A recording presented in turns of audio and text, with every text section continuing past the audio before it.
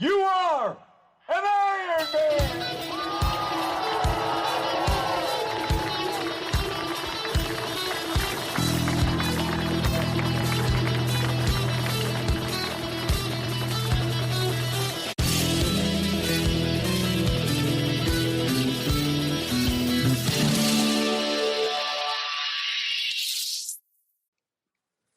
Folks, welcome to episode 25, and I'm joined today by Karle Farquhar.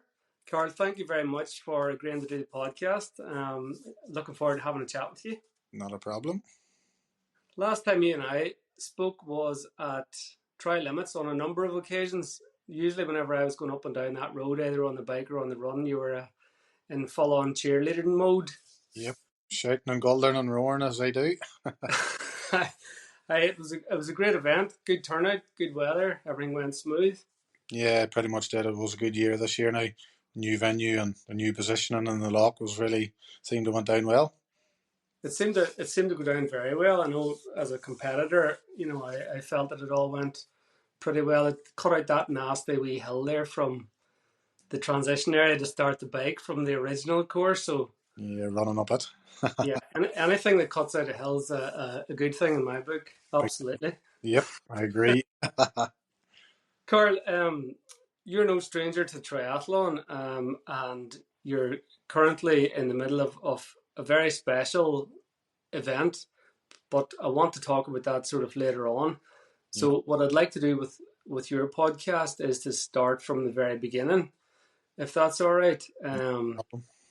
I'd like to just really kind of start off about how things were for you whenever you were a kid, sort of growing up and doing sports, or maybe you weren't into sports, or sort of, how did things go from your school years through your teenage years into adult years whenever you started becoming sort of fit and getting into it? It's a long time ago, Mickey, isn't it? So it is. No, younger. Whenever I was younger, brought up on a council estate, Granville, just outside Dungannon. Basically, pretty much our days revolved around school, home, homework as quick as possible, straight outside. All the lads, some of the girls, all met up at the local park and just played football until such times that somebody's mother shouted they had to go in, so we all knew that was normally time to go in. And that was pretty much what we done every single day, rain, hail or snow, right through teenage years, right up, and I can remember still doing it at 15, 16 years of age. Aye. It was that sort of, them days, a long time ago, it was just sport. You know what I mean? You hadn't really too many places to go to. There was no running the countries where some of the youngsters does now. It was glorified taxi services, whereas now in them days we just played football. And that's all it was. Hi, it was different times. It's sort of a similar kind of upbringing to my own, in the council estate and that, and it's just that sense of belonging. It was a small enough world, but a big enough world too when you were a kid.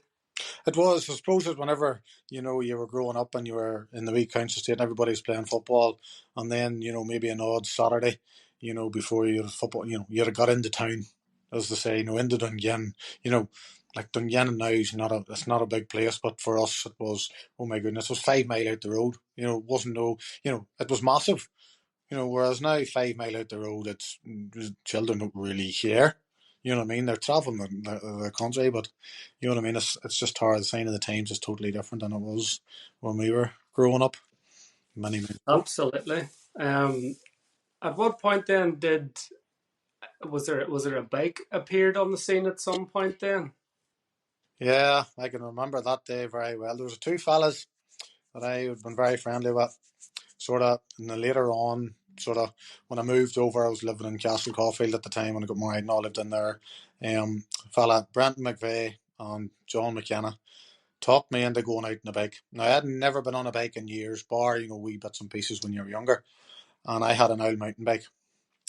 And these two boys said, sure, we'll go up the Ballygolly line. And I goes, sure, you know yourself, once the lads are there, the competitive has kicked in, so no bother. Well, I got 6 mile up the road in this mountain bike, and I was in pure agony. I jumped off the bike, no word of a lie, and I threw it in the hedge. And that was it. And got a lift back and never went back for the bike. Was never wanted to set foot on a bike ever again. It was absolutely horrendous. I can remember it as if it was yesterday whenever you're talking about it now. And that was okay. Never thought nothing of it. Not interested. And Brent McVeigh turned around and the following week come down and he brought me down a spare road bike. And I went, no, not getting on that thing there. I think it's going to be the same as the mountain bike. But we got on he talked me into it. We got on the road bike, sorry. And next minute, headed away off, just the two of us, and we done 31 mile.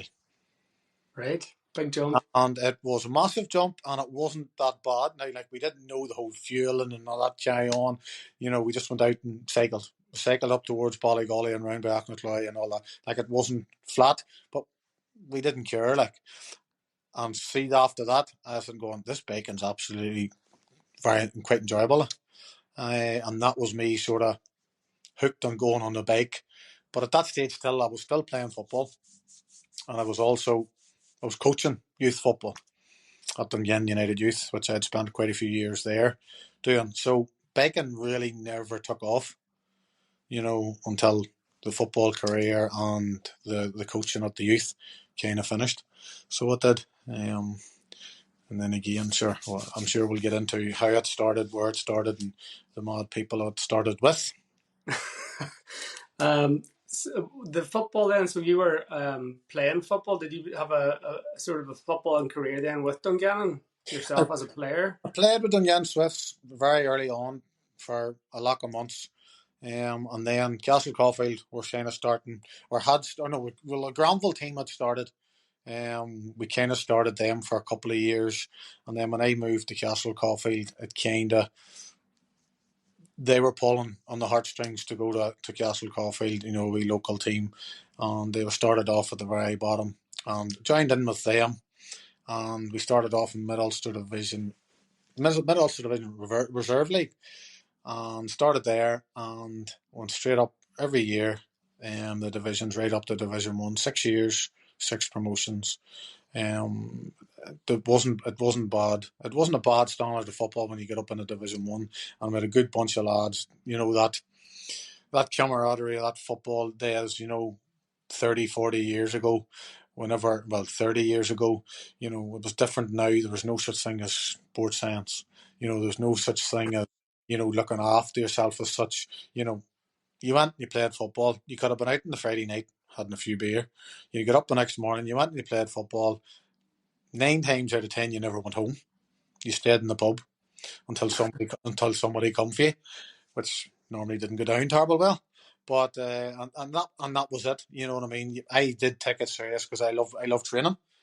I'll always train, and that's my thing. That's for my head. I love training, so I'd have been training 3-4 times a week. With the football. But again, it's a different mindset nowadays than it was whenever we were growing up. And I suppose the facilities and the situations and the chances that children have nowadays, what's out there.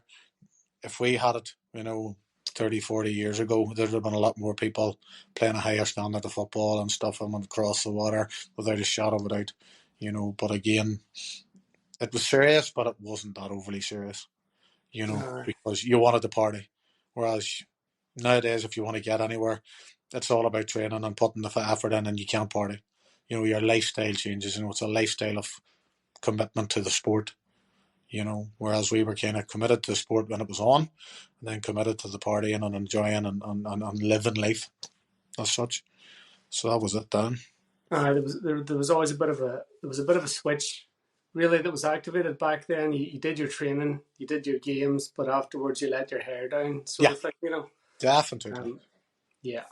So it would be probably fair to say then, Karle, that you had a reasonable engine on you with regards to your football, in terms of your cardio and that. You'd have been a reasonable level of fitness, and your running was probably something that came pretty easy to you then, I'm guessing. Yeah, whenever I played football, I loved the training side of it, and especially when you get that wee bit older than the ones that are coming in. You had young fellas, and being the competitive person I am, I never liked the young fellas winning in races, or or sprints, or the challenges you have on the pitch. Probably still don't like that. There still love that challenge of young fellas turning around and going, "No, you're not going to beat me." You still think you're 20 years of age sometimes, but the body goes, "No, you're not." You know what I mean? Yeah. But again, I at that stage, you just lived and breathed football. And I enjoyed it. Where I lived in Castle Caulfield, the football pitch was 20 just outside the front door, straight across the road, and straight into the football pitch. So I was there all the time. So it was. So what brought the football to an end then? You'd moved to Castle Caulfield. You'd risen through the ranks right the way up then over 6 years. Absolutely amazing team. Obviously, that team probably stuck together throughout that journey, Pretty much. largely speaking, in order to be Yeah. able to maintain that sort of level of commitment and bonding and whatnot that's required to get that. Yeah. What happened then, or how did the football come to an end? Did I Babbies come along and all that sort of stuff, or did you get? No, well, family come along to a certain degree, but it was sort of the primary schools in Castle Caulfield, maybe Lassie. Well, both the children ended up going. Wee Lassie was there, and one of the teachers had said about doing an after schools club, football. So there's two schools in Castle Caulfield. There's the Catholic school and the Protestant school. Doesn't make a difference, but it was the Catholic school that actually come and asked me would I be interested in taking, after school soccer up there. I went, not the problem. No ball at all. But youngsters was, and that's probably there when I first started that I really wanted to coach. Because working with children was something I always loved doing. So started that there after schools with Mondays and Tuesdays, and it was absolutely heaven. Absolutely class. Just P1s. You had the P1s, the P4s, and then you had P5, 6, and 7s. And just seeing them work their socks off. Mm-hmm. Was an absolute pleasure. And then Dungan United Youth was there, and I'd seen Joe McAree and asked him whether would be interested in coaching the football. And in a heartbeat, Joe says, "Yep, come on ahead on board." And I had a whale of a time there. And to be honest with you, that was something I'd love to go back to doing, was coaching the soccer because of the youth, because it was good. Now, don't get me wrong, and I'm not being disrespectful to anybody, Cookstown Youth has asked me to go and coach before, but because Joe put me through all my badges and all that carry on, I said I would never, ever coach anywhere else bar Dungan United Youth or the Swifts. I was asked actually there a couple of weeks ago by a good friend that I learnt a lot of, Gary Boyd, when I was coaching. He'd asked me would I be interested in coming back and coaching the under-18s at Dungan Swifts. Mm-hmm. But then I run our own youth at Tri Limits, and we started that 2 or 3 years ago, and with me and Claire and Brian are running it at the minute, and I'd never leave that. That's just really passionate about that because it's something new. And that's why then I didn't jump on board to go to the football. It was tempting, but it was never going to be. It was never going to be something I would do. It's, as I say, when I get my head round something or I'm stuck into something, it's all or nothing. I don't go half baked at anything, and I don't really turn around and just walk away from something just because something else comes along. I stick at it and make it better. I think that seems to be a theme with a lot of the guys that I'm speaking to, male and female, across whatever their sports are, the runners, the ultra runners, the triathletes. It's this kind of mentality that when we're in it, we're in it. There's no messing. Like Yeah, we're yeah. It's you I would know call that. it like sort of shit or bust. Do you know Like, what I mean? It's yeah, and you would know that yourself. With triathlon, it's a lonely sport at times, but it also is. It's very rewarding, and with especially with the Aroma, your club, and then our own club as well. There's no elitism in triathlon. no, Yeah, there is different levels and different standards, and people are far better than others, and that's fine. But then people will come down and train with the people that are just starting out. You know what I mean? And I think that's the only sport really that you can see. That you know the top end ones that like, and like, no disrespect, like our Mark, my brother, who is probably up there as one of the best triathletes about, when on his day, Mm-hmm. but he'd be the first one out with all the newbies. You know what Yeah. I mean? And that's the pull, especially if you can get that instilled in the youth. That at the end of the day, you have all different levels of children, ages, and abilities, but they all get stuck in together, and that's amazing to watch.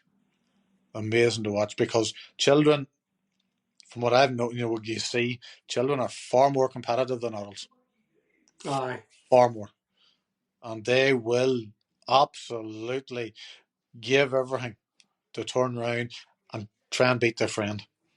You know what I mean? But if you play that in a really good way, especially when we have it in the youth, it works so well because they keep coming back for more. Yeah. And that's the thing. When they see that they're benefiting, when they see that they're progressing, it makes so much difference.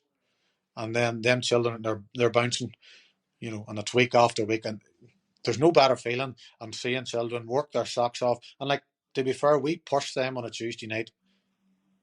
You know what I mean? Mm-hmm. They are absolutely, like, I take no prisoners.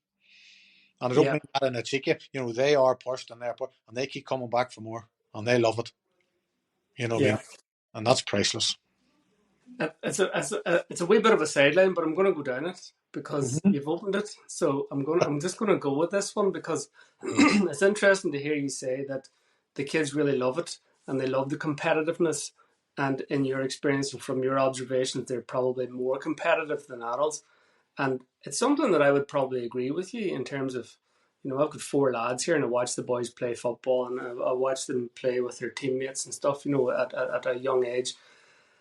But the thing that I'm kind of wondering, particularly from your footballing days, and is what's your take on the idea now that children can't compete or that they shouldn't compete, that there shouldn't be a loser, that we're all in it. There's this ethos that up until a certain age there should be no competitiveness. It should be just about playing the game, and I get that, but I suppose you know what I'm saying in Yeah. terms of Oh, sort no. of learning those Oh, primitive yeah. lessons around resilience and taking a knock and getting back up and the safety around that, and as a member of a team, I think there's a place for it. There. This is one. If I give you a really honest opinion, it will definitely be a divided opinion, because I'm coming from an old school background. I do believe there's a structure needs to be for children, without a shadow of a doubt, and there has to be in a team sport. If you're talking about the football, yes, because I worked on whenever the United changed their structure, the grassroots structure from 5-year-olds right up to 18, and the gameplay, that physical side of it, and all that carry on, and at a youth at a from under 10s, I do believe that there's a place for it. But I also, on the other side of it, coming from the old school, going, let them get stuck in, let them learn the life lessons of that not say being physical, because it's not really, but it also is being, take the knocks, get back up again, having that fight and that, as you say, resilience, and that, that level of, I'm not going to lay down here, get back Mm. up and go at it again. And that just probably getting that into a child at an early age for life itself, not just for sport, is if you're knocked down, get back up again. Don't lay there. Yeah. And I think that's where we need to turn around on that fine line of mollycoddling children. You know, Mm. it, this could be controversial, but I do think children are too soft. You know, Yeah, there is a sort of a. I know we're kind of going off on a wee tangent, like, but there is an idea that the wee pets shouldn't yeah, have to experience anything negative, and the wee darlings need to do, and that's okay. Look, that's cool, but as you say, where's the life lessons that are being learnt there? Where's our future Ironman competitors going to come from if they've never experienced pain or they've never experienced the hardship or they haven't got the confidence or the self belief or the resilience to overcome a hurdle that's put in front of them or an obstacle, be that an educational one or a yeah. training one, a physical one, any sort of life challenges. There's lessons to be learned. There is, and I say, and it's just trial and error as well, because nobody's got the right formula to turn around and say this is how it's done. It has to be done this way, it has to be done that way. It's trial and error, but if you don't give it a go, you're never going to learn. Yeah, 100%. Anyway, we'll we'll come back on point. Um, Tell me how you got into the triathlon scene then from your soccer days. Well, two people, Keith Clark and Bob Davison, who have been our lives in triathlon. I've definitely heard of those two boys Oh, before. everybody has heard about them too, especially that Keith Clark one. Whenever he hears this, he'll know exactly where this is going. Um, Many moons ago, I think it's 12. Whenever Keith and Bob were going to do the Decamon, the 10 Ironman in 10 days. But long before that, there Keith had said to me, I was doing bits and pieces of cycling, and he said, would you be interested in doing one of the days, the 112 mile on the bike? I'd never done that distance before, and I goes, that's our challenge, why not? So he said, no bother, give us a shout, and we'll go out on the bikes, we'll do a bit of training. So which was what I'd done over a couple of months. Started doing a bit of training with them, and lack of miles here, lack of miles there. Nothing massive, because I wasn't fit for it. And then one day, about I think it was, they were doing it in July, and I think this was February, as far as I can remember. We said, let's go for a good long spin. And I was going, how long's long? But if anybody knows Keith Clark and Bob Davison, long spin could mean anything. There was no, so we'll see how it goes, is what I got. Cutting a long story short, ended up doing 140 mile. Right. Down to Belfast to Glengormley, up over Blacks Mountain, and me and an old chip off bike, absolutely killed, absolutely knackered. Them two laughing at me all day. So it was, but we still done it. And to be fair, that's really how it started, because then it got, I can do this bit of training, I can do this old bike and lark. So then I got on the bike, and I was on the bike then every day. Minimum I was doing 30, 40, 50, 60, 70 miles. And that's going, next minute, Keith was out one day with Keith, and Keith says, sure, maybe, you've done plenty of cycling, maybe I'll maybe do 2 or 3 days. And I said, sure, Keith, well, sure, why not? I'll do 3 days. Over the 10, the cycling, it wasn't going to be that bad. So that was all right. So because the closer we got, the more biking we're doing. Keith Clark being Keith Clark and Bob being Bob turned around and said, should you look at it, you might as well, if you're going to start it, you might as well finish it. Me being thick, stupid, or competitive, which way you want to turn around and put that in that order. I said, sure, why not? Sure, go have a go at all time. And that was it. Because at the end of the day, you get sucked into the enormity of what they were doing. It was massive. You know what I mean? I'd never seen an Ironman done before. You'd heard of it, maybe you'd seen pictures or videos or TV programs, very little in them days, but this was massive, So I decided, I took the 10 days off work, and decided I'm going to be there from start to finish. You know what I mean? So support them as much as I could do. Yes, on the bike, but be there in the morning time, first thing, get them into the water, get them out of the water, and then get on the bike, and then me being stupid decided, sure, we'll do a bit of the running for them too. So the first couple of days, done all the biking, it was amazing. And done a good bit of the running actually with them too. Now I hadn't practiced, I'd run because of the football, but because I had quit playing football and then went into coaching, I really didn't do a big pile of running. I kept on training bits and pieces, but nothing serious. So Yeah. that was okay. So I done a good bit of running, the first couple of days.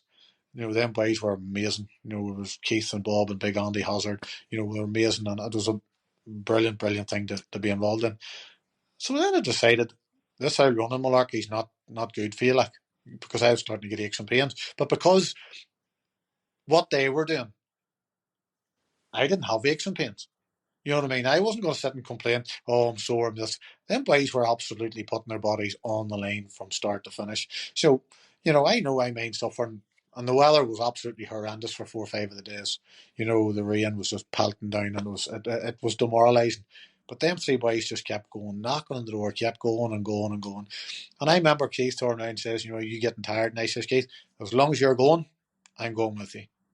So, and that's how it started to come to fruition. You know, goes, you know, it's just that dogged determination. So, how we get into triathlon, that's basically how I seen triathlon. How we got into it was, it was one of the days, day 8 if I remember, Keith and I were sitting on the bike and we were just talking about random stuff. Probably me talking more than they were talking, because like they had in the middle of 8 Ironman done. So I was just ranting away as I do and talking load of rubbish, and Keith was probably just grunting and whatever. But they talked about doing different things. You know, what are we going to do? You know, what's he going to do after this? And he wanted to do the obstacle course racing. Going into that sort of thing. So that was okay. That's where that started. So we got, cutting a long story short, they got the 10 Ironman and men done. Absolutely one of the, seeing them three boys finish that night was probably one of the best things I've ever seen. Because to be following them from day one right through, and the achievement was amazing. So you get that in your head going, Jesus, triathlon's pretty damn good. But we kind of had a bit of a pause, because once they'd finished that, then Keith wanted to start this mud running malarkey. Yeah. So BST was formed. So Mark and myself and a few others, and Keith and a few other ones, so started this running in Park and Or through the muck and the dirt and all that out malarkey into Dava. We've done all that out carry on, with the intentions of doing. I think the first thing we done, if I remember, was in October after they had done it, was hell and back down in Wicklow. And it was horrendous. But so much fun. So much fun, just that not caring, just running through the muck and the dirt and obstacles and ice baths and whatever, and you didn't care. But the fitness level started to improve, Yeah. So we done that there for a year or two before all of a sudden, I think it was kind of Mark and Paul Henry. Mark was finishing up his rugby career, and Mark being probably a lot more competitive than I am, was kind of going, what do I do next?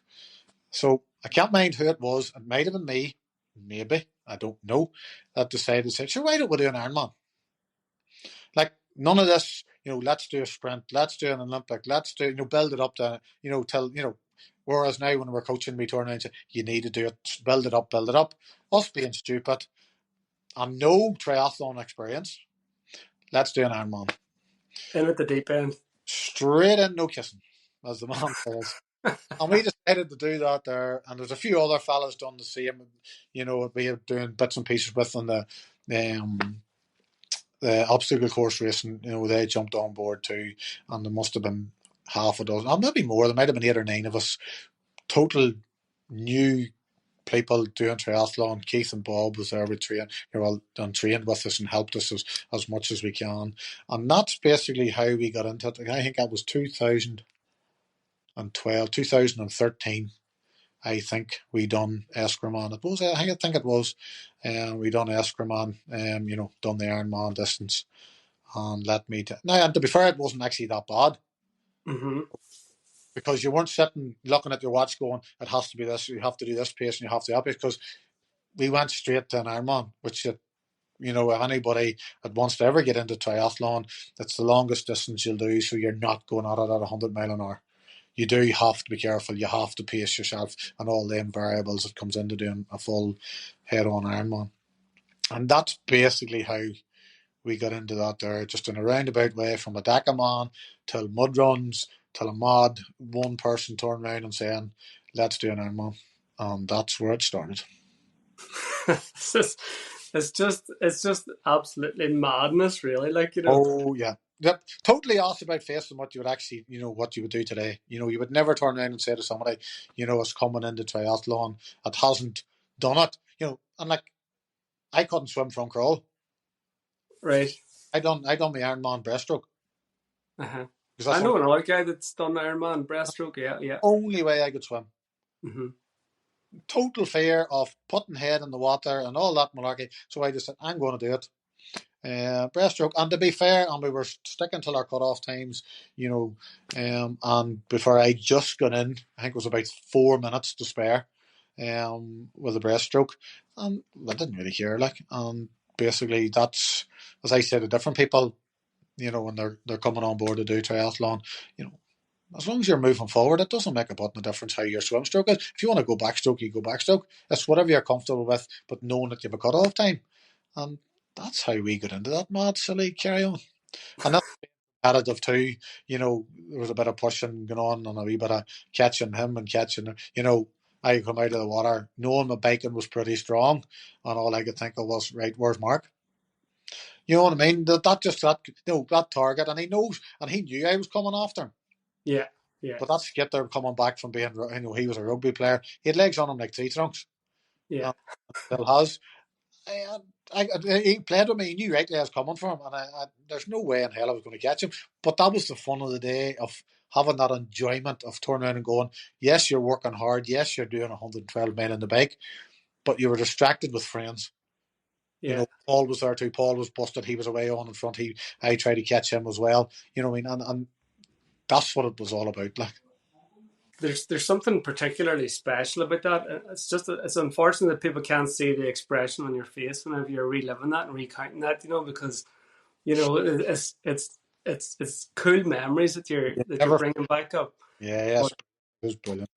there's something lovely about being able to do it with such an intimate group of guys that Yeah, know each other inside out and back to front, and it's nearly like a wee private thing. It's a VIP Ironman as such with and your that, best buddies. You know what I mean? It's yeah, like, and that's what it was. Like, it was really, really strange to turn around and let's all just do this, and everybody jumped on board.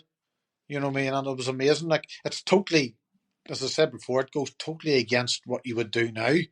You know, but I would never change it. I would never go back and say, "Oh, I wish I had done a sprint," or not a mission. I wouldn't change it. It was the best time of doing mad, stupid things that you turn around and you look.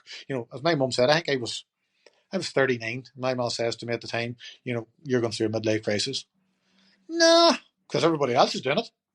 You know, that's right. no, everybody else is doing it. So it was special to start off with. It was very special when you. There's something about us lads, like, that there's a childishness in us, and there's an explorative side to us, and there's a devilment side to us, and Oh yeah. things like triathlon and mud running and getting dirty and getting wet and jumping off stuff and climbing over shit. It's just, give me more of that stuff, please. 100%. Yeah, it's like, as I say, Peter Pan never grew up. You know what I mean? Yeah, the child, that childy way of doing things is always going to be in me. It's how I am, and I make no apologies for it. I'll never change. No, here, don't I be doing anything silly like that now and going and get getting all yes, sensible. get your not you know me. Not a chance that's going to happen.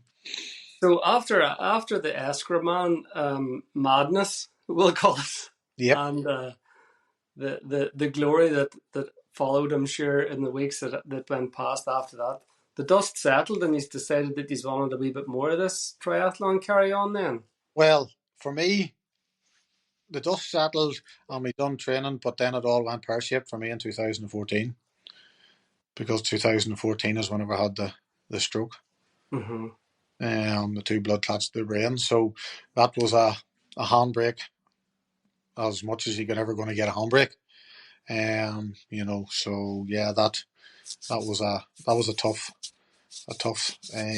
time on, not as such as I think it happened. It's when you can't train. Yeah. You So know, the wind was taken very, very, very firmly out of your sails. So how long were you out of action then, in terms of being able to train and even I anything? Were you completely in rehab then for a long, long time, or? I was out. Um, I was out for a total of just shy of 7 months of not allowed to do anything. To be fair, I recovered pretty well. The morning. I'll tell you the story of how I had a stroke doing a relay part of an Ironman. We had decided at Eskra, we would do another escrow man, but like relays, somebody done the swim, somebody done the bike, and somebody done the run. So we were, as in a 3-man team, and we had done, this fella had done the swim, and I was doing the bike. Fine and dandy. Never thought nothing of it. I was out on the bike, and the biking was my thing. And about half an hour, 40 minutes into the bike, I just had this overwhelming feeling to ditch the bike in a hedge. It was the most strangest feeling I've ever had on a bike. Mm-hmm. And I ended up, I was drinking a lot of electrolytes. The water was running through me. I was peeing like a racehorse. I didn't think nothing of it. And I kept on going. As it was, I just kept saying, well, I can't stop because of somebody waiting for me to do the run. And that was fine. I bowled on, struggled. The head was not in the game. It was weird, but eventually it came round. It wasn't actually too bad. Got round back into Eskra after doing 112 mile. Went to get off the bike, couldn't feel the legs, fell off the bike. And I was going, you don't think anything bad, you just think there's fatigue kicked in. So I sat down and somebody gave me some pasta and stuff, so I sat there eating some pasta, as you do, because I was going to go out and run with the girl that was doing our run. I was going to go out and run with her. So about 15 minutes in, the legs come round. I was ground. And I was going, right, I'm going to go out and run. Let's go. So got up to the top of that lovely hill that you were talking about at the very start. Got up there, and my mother was there, and she grabbed my arm and says, you're not going for a run. She knew there was something wrong, right? Well, I says, on this day, I'll still get 8 for it. I says, well, you have 2 options. You let me go, or you're coming with me. Well, she knew rightly that she wasn't coming with me, thank God. But she let me go, and I went out, and I ran 19 mile of that 26 mile, because the girl had done, and it never bothered me. Nothing come again. Finished it and all. There was no hassle, no nothing. Ate like a horse that evening and whatnot. Went to bed that night, still nothing. Woke up the next morning, and the left arm was completely dead. And I mean, there was no moving it. I couldn't move it at all. And I thought it was fatigue. So that was all right. I went to the shop to the shop, and just to get, I think to get the paper, whatever it was, just to get the legs and everything all moving. But this arm still decided it wasn't going to work. I was going, right, something's not right. Or not meaning something's not right. I kind of went, it's just fatigue from doing the event the day before.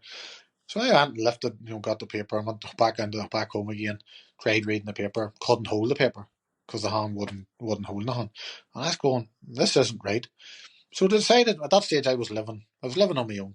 So I was, and decided to get into the car and drive to the hospital in Dunyan because I was kind of going, this isn't right. So I went in there. They looked at me, says you need to go to Craigavon.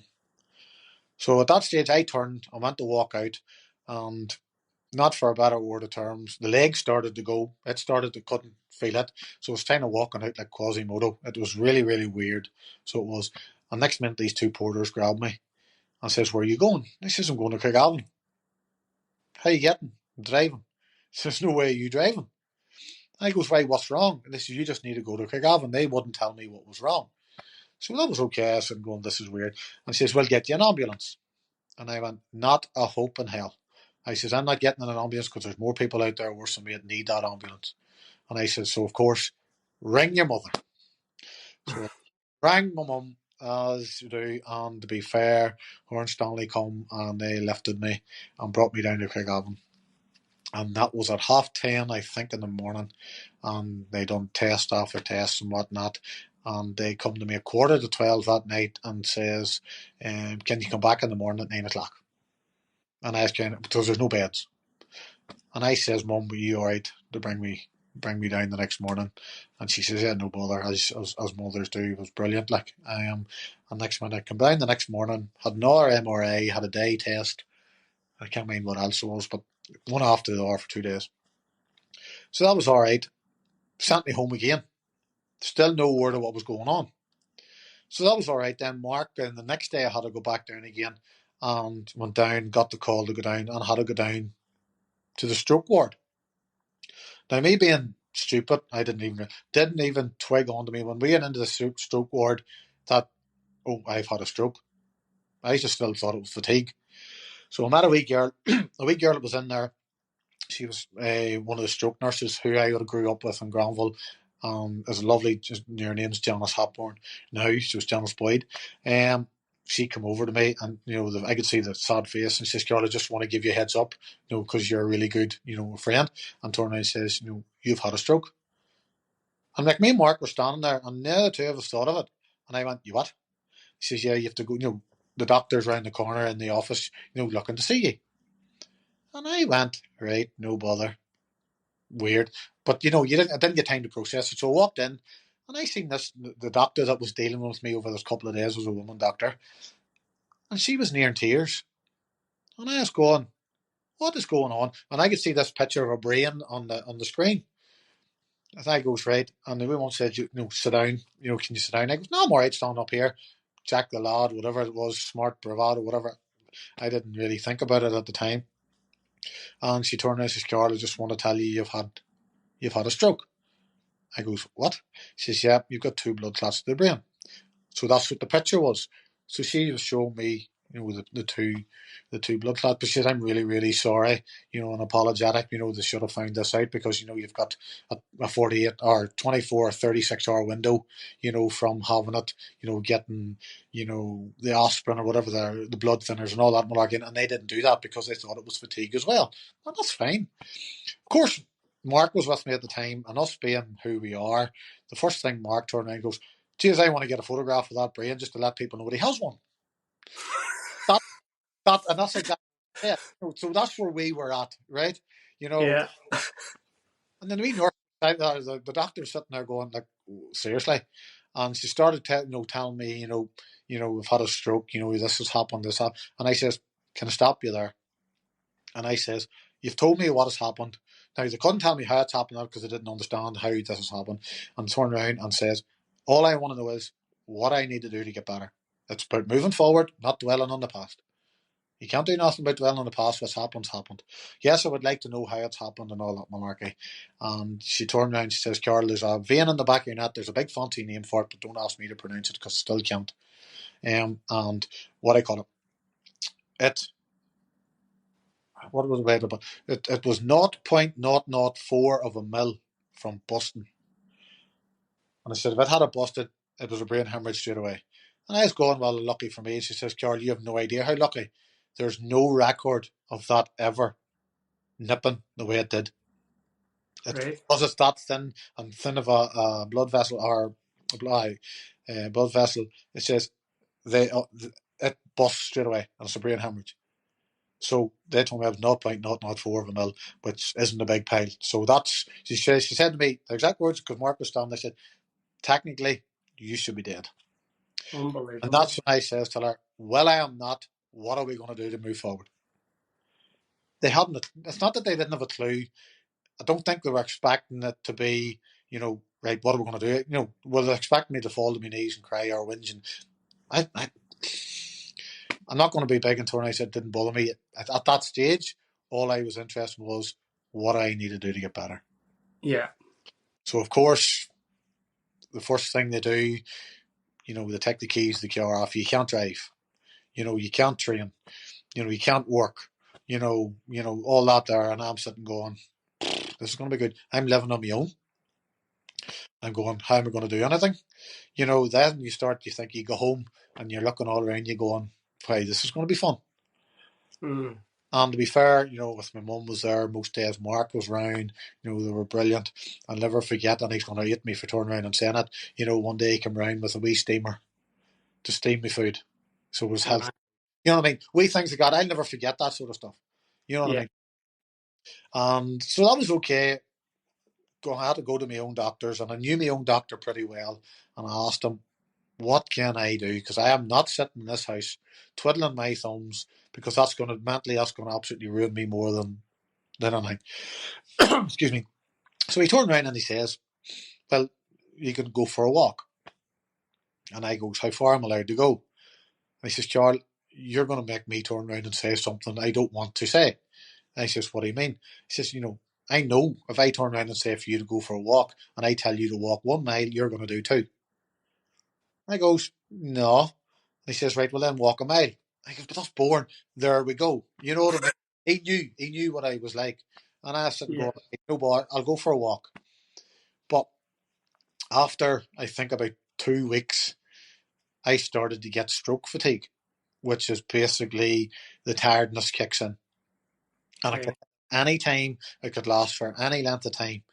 So and, with me, it was pretty bad. It was at 1 o'clock every single day. And at 1 o'clock, if I was standing up, it put me straight down. Not a thing I could do about it. So that was a strange feeling. But for me, I was lucky because technically, that's all I had. The hand came back, the legs came back pretty quickly, and all that there. And I was very, very lucky. Don't get me wrong, I might bum and blow about different things, but I was very lucky and I don't take that for granted. But we come round all right. And the stroke fatigue was there for nearly 7 months.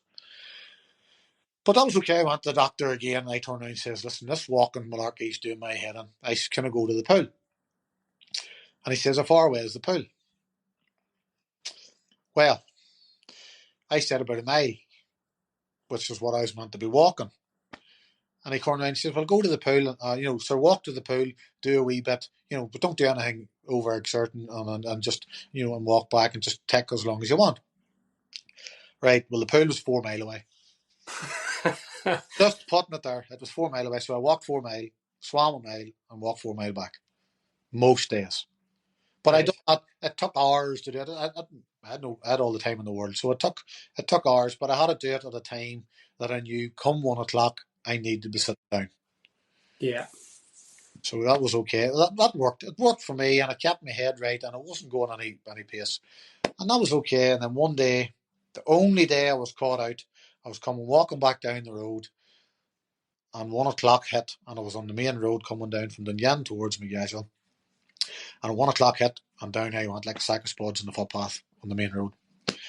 Nothing I can do about it. I can't get up. I can't do anything. I could take 5 minutes or 2 minutes, 10 minutes, whatever. And at that stage, that day, I was probably tired and I was taking a bit longer. But never in a million years would you believe it. Whenever I went down, who do you think the first person was that was there that come along? Mark. Mm-hmm. He was coming out to see how I was.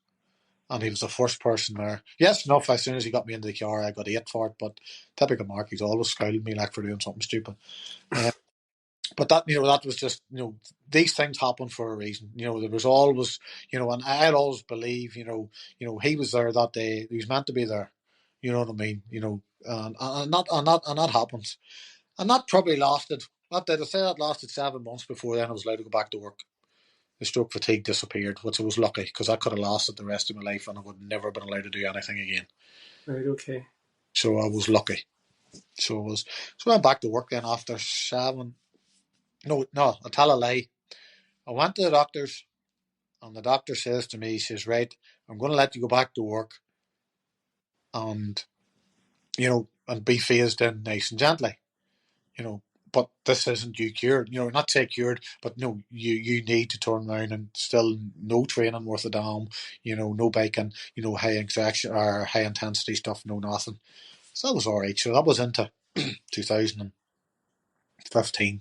So that 15 just was one of those years. It was just kind of, I done bits and pieces, but nothing worth a damn. Mm-hmm. Because it still wasn't allowed. Medically, they turned out, they kept me going, kept me, under lock and key as such. But they recommended I would never do another Ironman. Mm-hmm. So I think it was, if I remember, it was the end of August, start of September. I was in with my doctor, and he basically says to me, you've got a clean bit of health to go and do whatever you need to do without doing an Ironman as such.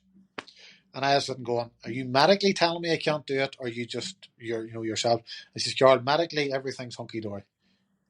And he says, but in my medical advice is not to go out and do that long stuff. He turned around and he says to me, I'd rather you do a half Ironman than a full. Well, as I says to him that day, no word of a lie, I says to him, you're telling me to go and do a half Ironman instead of a full. I says, it's harder to do a half. He says, how's it hard to do a half? Because you're pushing harder. Your heart rate's up higher. Whereas, on an Ironman, yes, it's hard. Don't get me wrong, it's the hardest thing you'll do. But you're slowing everything down. You're in control of your heart rate more. Whereas half Ironman, you're going a wee bit harder. And he says, well, I still don't recommend you do an Ironman. I says, right, dead on, no bother. And I walked out of Moneymore, the doctor's surgery, the surgery in Moneymore, and I walked over to the car, I went onto my phone, and I booked Lanzarote Ironman the following May. And I went home and I told Mark what was doing, because he was doing it, and he turned around and he says, right, and he said, but I am doing this for me. I'm doing this to prove to me, not to turn around and prove doctors wrong, no, that wasn't meant for, to turn around and goes, when the, pardon the pun, but when the shit hits the fan, you can do what you need to do. It's not to fan the doctor. It was more to turn around and go and prove to me that I can still do this. Yeah. I went and booked the hardest Ironman in the world. Spoke to Brian McChrystal, who was coaching Mark at the time, and asked him would he coach me, and who is at that stage was one of the best, what I call a triathlete in Ireland at that time. He was an absolute savage. And he said, yep, I'll coach you, and we're going to do it this way and that way. And he was amazing. Mm-hmm. Kept the whole thing simple.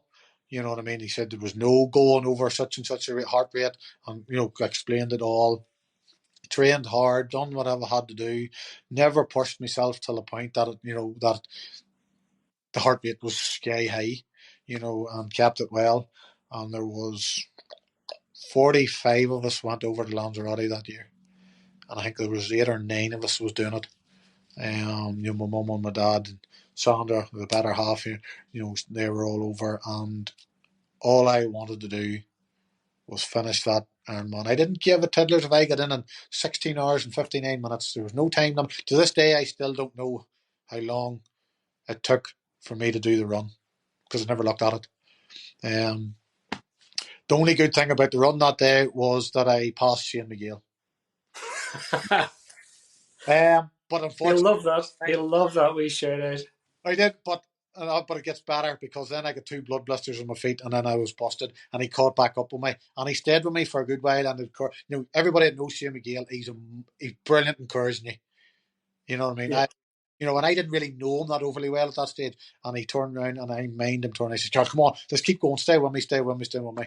And we were both busted, and I was going, I can't run. I have 2 big blisters on my soles and my feet, and I didn't care, because I knew I had loads of time. And I says, go you on. He said, no, and we talked, rubbish.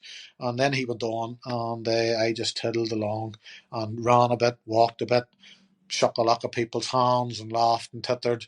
And, the memories of that day, nobody will ever take away from me, because of mine when I crossed that finish line. I done that there to prove to me that no matter how much you're put down, it's the same when I said to you about the youngsters. When you're put down, you get jumped back up again, and you can go on and do what you have to do. There's nothing out there to stop you from doing what you want to do. And that's what that was. That's what Lanzarote was for me. I've done it once, I will never do it again, as much as ones have asked. That was my thing, just for me. And, having my family there, Mark there, Sandra there, and all, was absolutely, yeah, it's one of those ones that it's just one of those amazing feelings. It still gets me now, if I think about it, going, what it meant. And I was closing the book on the whole, the whole stroke thing for me. So it was, and that was it. After that, I didn't care. So, Karle, I suppose there would have been really not much chance that a return to Lanzarote would have in any way emulated what you had already experienced up until that point. So I understand why there wouldn't be any notion of you having to, or even wanting to go back here, because it would never be the same. It would never have meant as much as what it did. Definitely not. No, definitely not. That is some story. Holy shit. Hey, you talk about taking a curveball like that, something as massive as that, and the impact of it, and how long it took you to get back on your feet, and to get back on a bike, and to get back, and and on and on and on. You could labour the point for hours, but the culmination of that, and for you to say, I'm now back, I'm over this now. Cards back in town, whenever you cross that line. Yeah. Unbelievable. Yeah. Unbelievable. Yeah, it was good. It was a good time. It's just more, as you say, I don't do a big pile, for myself. I do a lot of stuff for others and all that malarkey. But that was one thing that I can turn around and say, I done that for me, and I'm proud of it. And I will never change it. And what's done's done. You move on from it too. You know yourself. There's always going to be something else out there that has to be done. Carl, thank you very much for sharing that story. It's absolutely amazing. Not a bother. Absolutely amazing. I suppose then, after you finished Lanzarote, that was you and triathlon and Ironman finished then, am I right? Wasn't say triathlon. It was more probably Ironman. That wasn't. I ticked that box. I'm a type of person. I'm not like a lot of you that would go and one Ironman after another, and I'm still a lot of people do it. I went no. It's a lot of training. A lot of commitment. It's a lot of sacrifice. Don't get me wrong. But of course that doesn't last long. That thought. Mm-hmm. Yourself. That thought doesn't last long. What next? I've done an Ironman. Well, and at that stage, I'd never done a sprint. I'll tell a lie. I think I might have done one sort of an attempt at one, but never really materialised. And nothing else really bothered. And then it's just, I can't remember now how it got into my head, but I decided, I was in my head one day, I said, I want to do a double. And I was asked the question, why do you want to do a double Ironman? And this is the truth. But God strike me down right now, and it'll never change. And the only reason why I ever wanted to do a double Ironman, because Mark hadn't done it. And he had done everything, he had such achievements, what I mean? So proud of what he had done. Don't get me wrong, it was never a spiteful thing or nothing like that there, because at the end of it, there's no better person to back that man to the absolute hilt, 24/7, and everything he's done. I think it's amazing. But I just had that wee thing, I turned around and goes, he hasn't done one. Bugger that, I ain't going to do one. Mm-hmm. I want to do it differently. Because a lot of people that do the double Ironman, they do an Ironman one day and an Ironman the next day. And I says, nah, let's do it all in one go. So let's do the double the swim, double the bike, double the run, all in the one go. So technically we says, right, let's have a go at it. And sure, we trained for, I kicked months, we trained for it, and decided to go down to Celtic Warrior down in Mullingar in 2019 it was. And went down there and done the 4.8 mile swim, 224 mile bike, and the 52.4 mile run. And it was, up until 13 mile in the run, one of the best things that was ever done. We were down there, the swim was easy for me because I just swim at one pace and I can do that all day. And I loved it, I really enjoyed it. Lovely wee lake to swim in. The biking, there must have been about, at one stage, 20 of us out. Different ones was coming down, had a lot of support, and Mark and all was there, Paul, there was a lot of people there helping, and that the bacon, Big Simon Caulfield had come down, who was absolutely brilliant for me at that stage because he's such a really good fella to give you focus. And the bacon was absolutely brilliant, you know what I mean? We got it done, it was brilliant. Decided, and my worst thing, and hold my hands up, there was a lot of the club members was doing the first ever Ironman and they were down there doing it.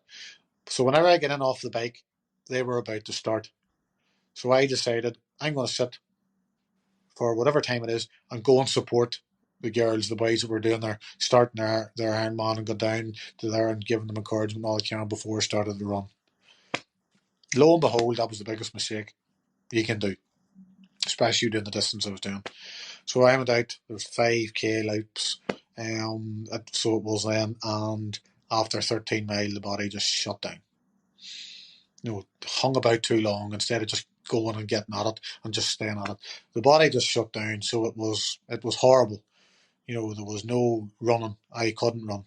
I was walking. I still kept going. I didn't stop. Mm-hmm. No, Yeah. there was no. That was never happening. It was never not going to happen. The only thing is, I had to have it done. You had to do it under the 40 hours. That was my goal. So it was. So that was okay.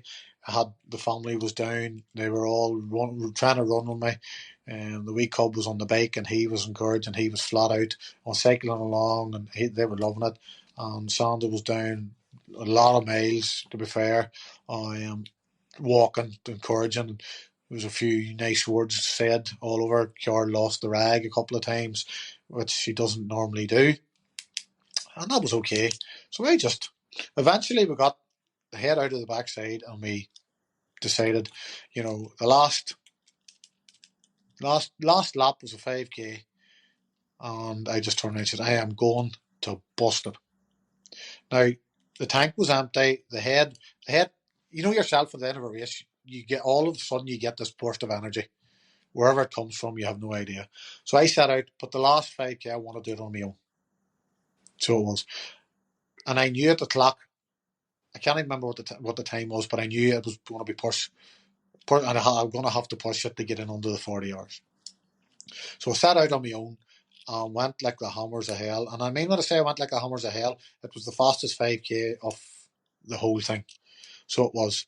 And it was that fast, not that I'm bombing and blowing, but when I got round to the finish line, there was only 2 people standing there because the rest of the Clumpets had got a pizza delivery and they all cleared away off to get their pizzas. And there's only 2 people, Brian McComb and Natalie McComb, was the only 2 people at the finish line whenever I crossed the finish line. Now, not that I didn't care, because at the end of the day, I got across it. I was busted. Everybody came out and all that, on the hoo-ha and whatnot. And I got it, and I done it in 39 minutes, 39 hours and 59 minutes. So I had and a minute there. And that was it, all done. And the entourage smelling of pepperoni and greasy cheese down their chins, hey? Put me off eating pizzas for the rest of my day.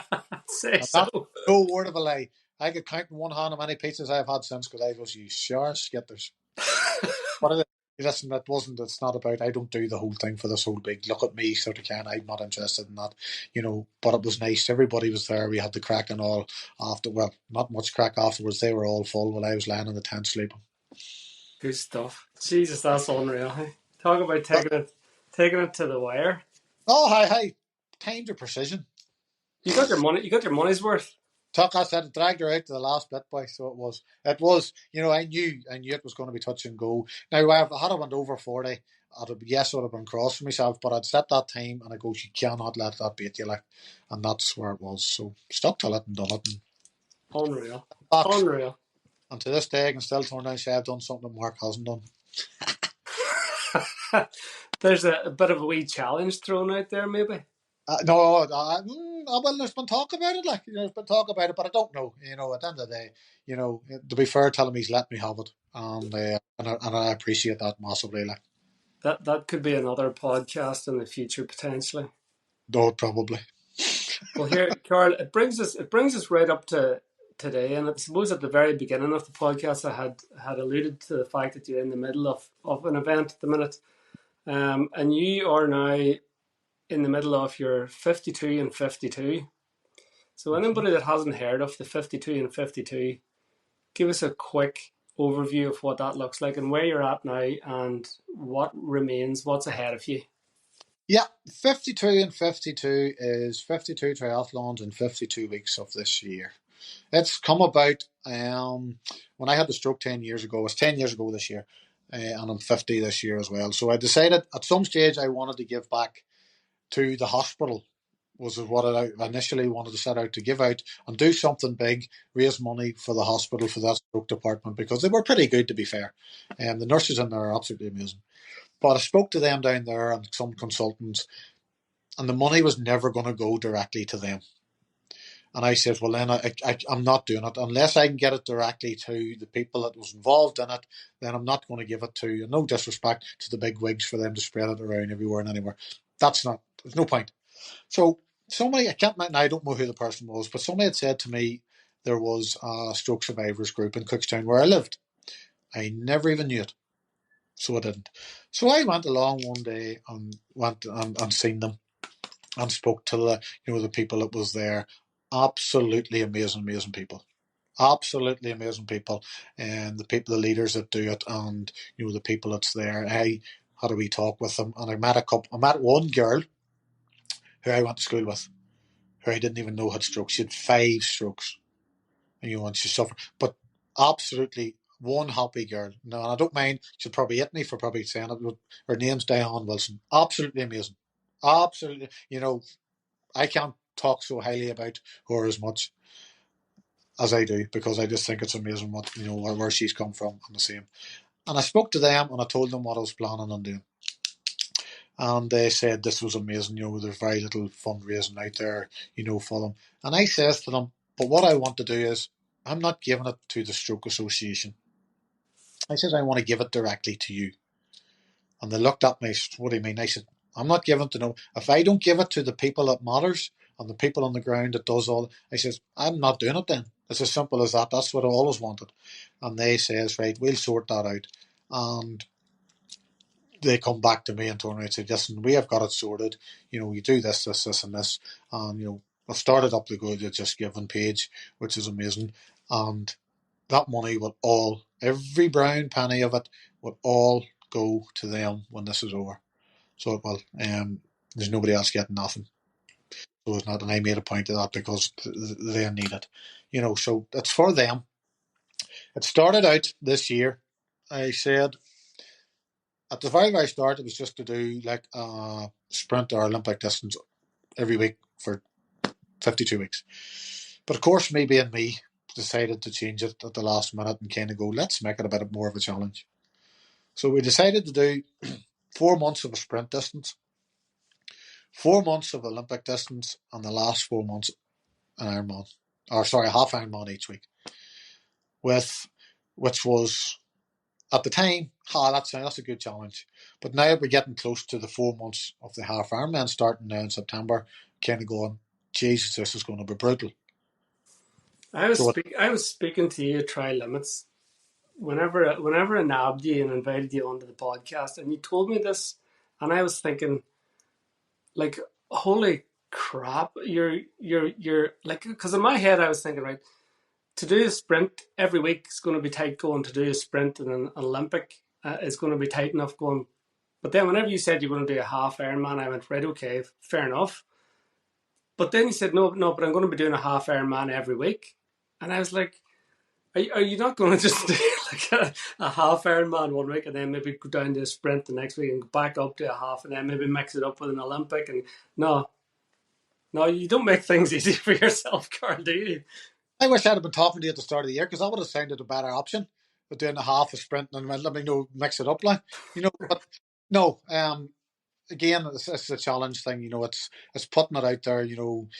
For people to turn around and say, yes, it's mad, it's mental, it's whatever, but understand.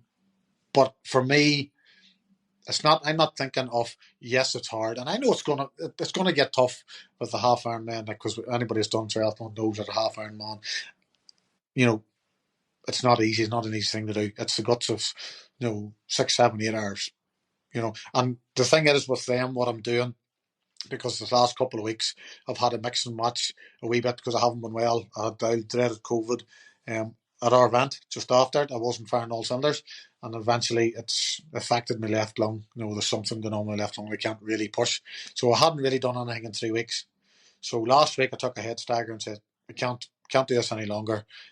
So I caught up on my swimming and the biking, or swimming and the running last week, and then today I caught up on the biking and the swim. So we're all caught up as of today, so that's all done because I was kind of going, no matter what happens, come the half Ironman distances, they're all been done at the one time. There's no doing a swim one day and a bike another day and a run another day as that sound. I just went, do it all in one go. So 1 day off during the week, bang, into the pool, early doors, and start doing them there. I know there's a lot of people talked about they're going to jump on board. There's been a lot of people has been out with me, and I'm absolutely loved every one of it because it makes it a lot easier, as you know. But we then decided, yep, that's it. Half Ironman every single week from start to finish. And as you probably know, that wasn't the end of it. We decided to go, let's go last day and do something really mad. I have no idea why we decided to do this, but sure, hey, what the hell. And we decided to do on New Year's Eve this year, finishing it off the last day, will be 52, 52, 52, which will be a 5.2k swim, 52k bike, and a 52k run, which is nearly 34 mile. Finish off with a wee ultra marathon. The reason why there's a double-edged sword on the 52k run. It's basically the head's never been right since the double.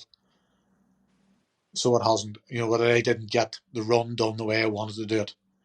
Okay. So for me, and the only time of this whole year, it's for me, is that run that day is to put the double Ironman run to bed.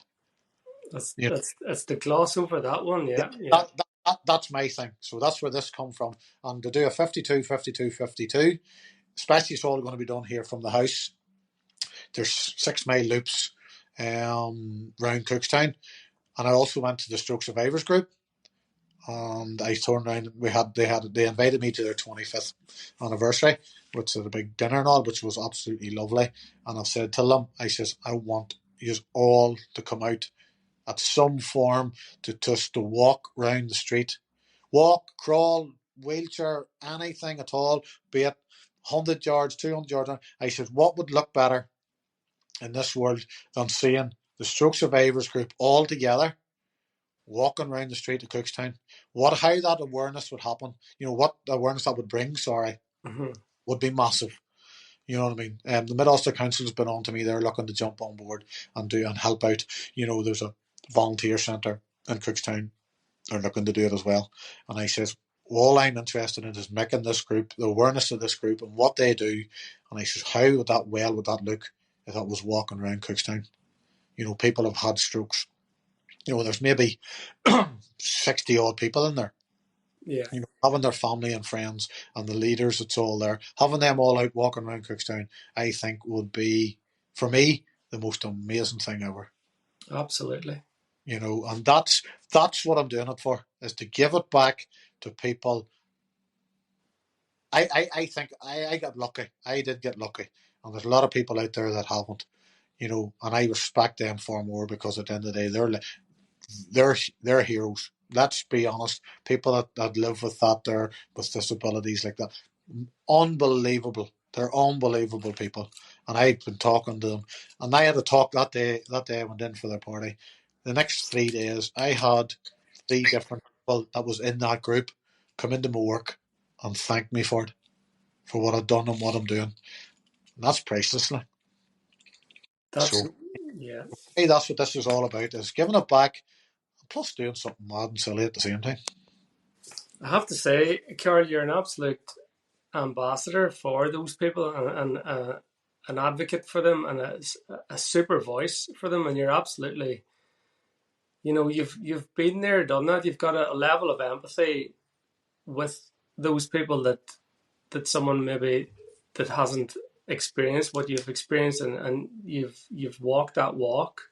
Yeah. And no better man to champion that cause. So thank you. It's absolutely amazing what you're doing, and I wish you continued success. And I've absolutely no doubt that the 52-52 will come to a glorious finish, and the 52-52-52 will also come. And what a way to see the end of the year, eh? Yeah, that's it too. I had a check at the pool and all. It was open on New Year's Eve and whatnot, but it's all open. And then rain, hail or snow, it doesn't make a button of difference, because we're keeping it inside Cookstown, so the lights will be on, or whatever the case may be. If it's frosty, everything's gridded around here. So, it's all going to be safe as houses, so it's, there's no hassle, because I know there's a lot of people out there that'll jump on board and come out, and we'll have a bit of fun doing it. It's all about having a bit of fun.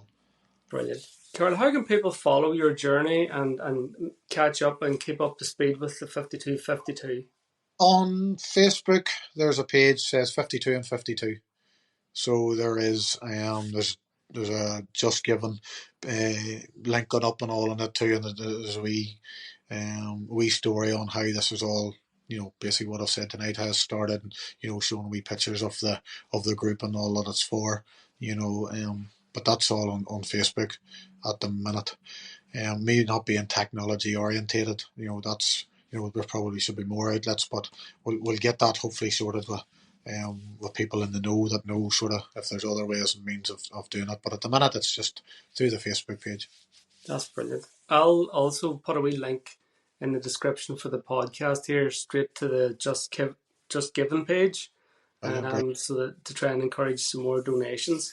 And I'll certainly spread the word throughout my triathlon tribe, near and far, and get the word out to try and bring much more and much needed awareness to that cause. Yeah, that'd be really, really appreciative, Mickey. Thank you. Karle, all I can say now is just thank you very, very much for sharing that story. It's an absolutely amazing, amazing journey that you've been on. And this is the type of inspirational story that I'm interested in speaking with, and the message is very clear that whenever life does throw a curveball or throw a spanner in your works, it's about that mindset. It's about never giving up. It's about understanding that you can overcome it, and it's about believing and knowing that to be true. And you're a perfect example of that. That you've done that you've come through that you haven't let it put you down, that you haven't allowed it to keep you down, and if anything, it has made you stronger. It has increased your resolve and your strength and your determination to continue to do what you do. And hats off, absolutely amazing. Thanks very much, Mickey. No, it is, as you say, as we get older, we get, some people say you get older, you just want to chill out and enjoy life. But I think where the triathlon's concerned, you just want to keep on hammering the door or knocking on the door and keep on doing the mad silly things.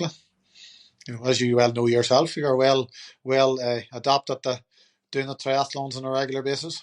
Well, I'm just chipping away, as the man says.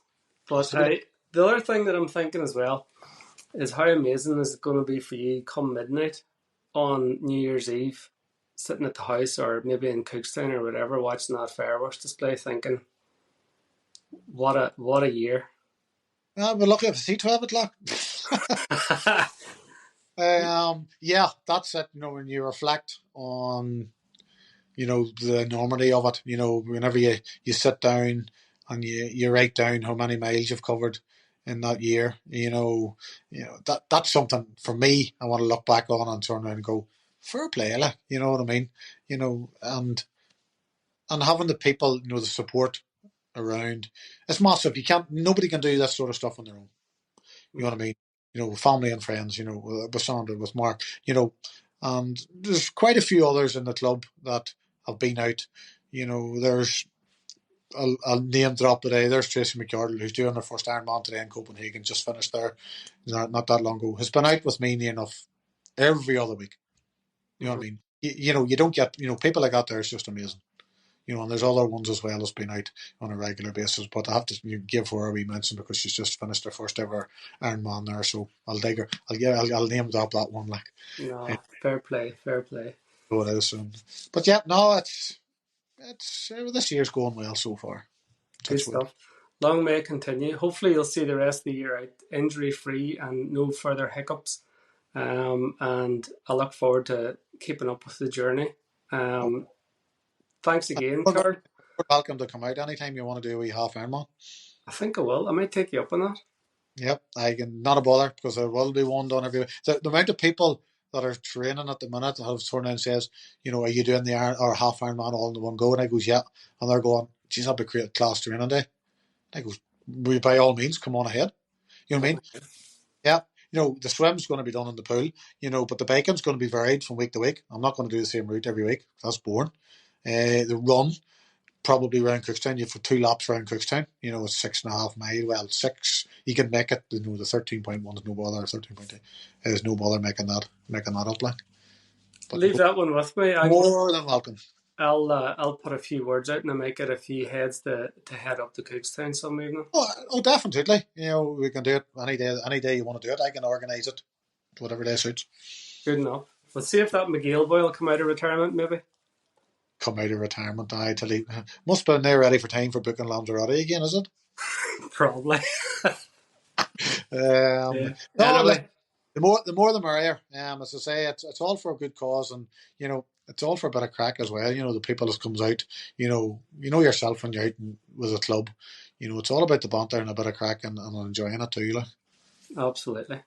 So it Good is. night, Karl. Thanks very much. Take Hey, much care. really do appreciate it. Thanks very much, boy. Alrighty.